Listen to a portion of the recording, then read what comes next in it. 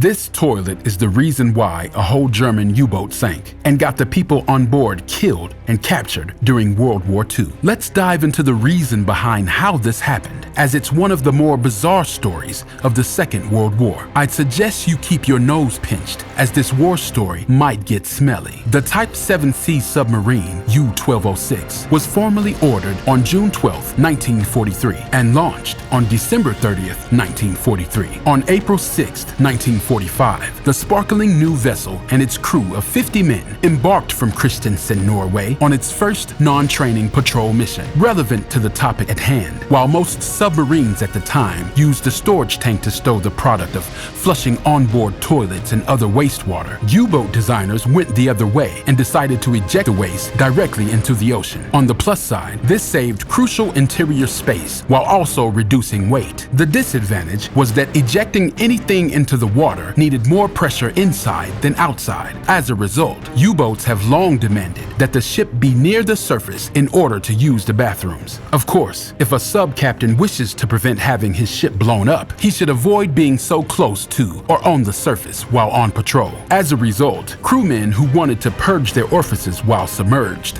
had to do so in containers, which were then appropriately stored until the sub needed to surface and the offending substances could be dumped overboard.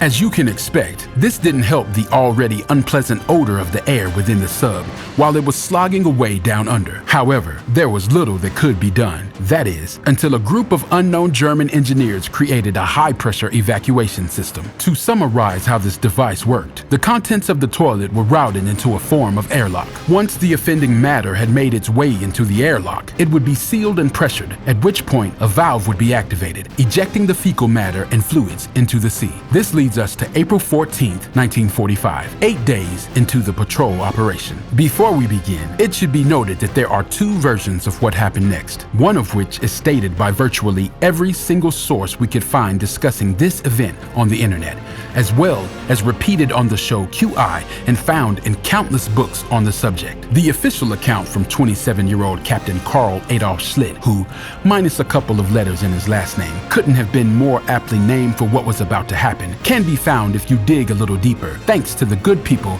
at the German U-Boat Museum Archive. All of this being stated, the root reason of the sub sinking was the same in both cases: inappropriate usage of the toilet's flushing mechanism. With that out of the way, the popular version states that while the vessel was cruising along at around 70 meters below the surface and about 8 miles from Peterhead, Aberdeenshire, Scotland, Captain Schlitt needed to evacuate his bowels, and so, no doubt, with dignity befitting, a man of his stature and rank did his business in the toilet. After that, he was left to try to flush the object. Captain Schlitt, unable to figure out the sophisticated device, requested assistance from the WC Waste Disposal Unit manager, literally the only individual on board formally trained in how to flush the toilet, apparently also known among the crew as translated, the shit man. Unfortunately for the men who would shortly perish, the crewman who was supposed to know how to flush the toilet made a mistake and turned the wrong valve. Despite being widely repeated, we couldn't discover any primary documents to back up this popular version. In terms of the official narrative, Captain Schlitt stated, in April 1945, U-1206 was in the North Sea off the coast of Britain. The diesel engines on board were defective. We couldn't charge our batteries any longer with the snorkel. To get the diesels functioning again, we anchored around 8 to 10 miles off the British coast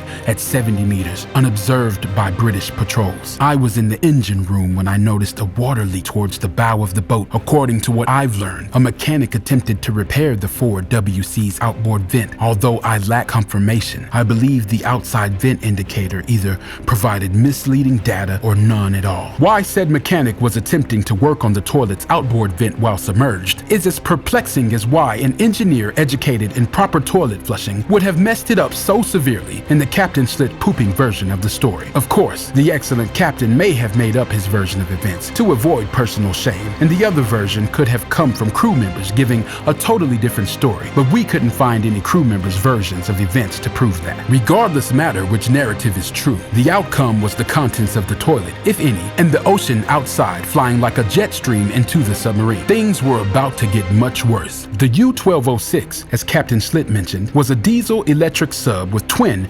Germania-Werft F-46 four-stroke engines that charged a bank of batteries, which in turn powered 2 electric motors capable of delivering 750 horsepower combined. The issue was that the batteries were just beneath the toilet. When the water came in, the batteries were covered with seawater. According to Captain Schlitt, chlorine gas began to fill the boat. During this time, Captain Schlitt ordered the vessel to surface. He goes on to say the engineer who was in the control room at the time managed to make the boat buoyant and surface despite severe flooding. So there they were. Diesel engines shut down for repair, batteries soaking in seawater after absorbing a large amount of said water, chlorine gas filling up the ship, and on the surface just off enemy territory. Captain Schlitt's horror was about to grow even worse. We were then incapable of diving or moving, he wrote in his recounting of events. At this point, we were discovered by British planes and patrols. With limited options, Captain Schlitt ordered that several valves on the U-1206 be opened so that it might fill with water, after which the crew abandoned the sub, which soon sank. On rubber rafts, the crew made their way to the Scottish coast, but things did not go well there either. According to Schlitt, 3 crew members tragically died while attempting to negotiate the steep coast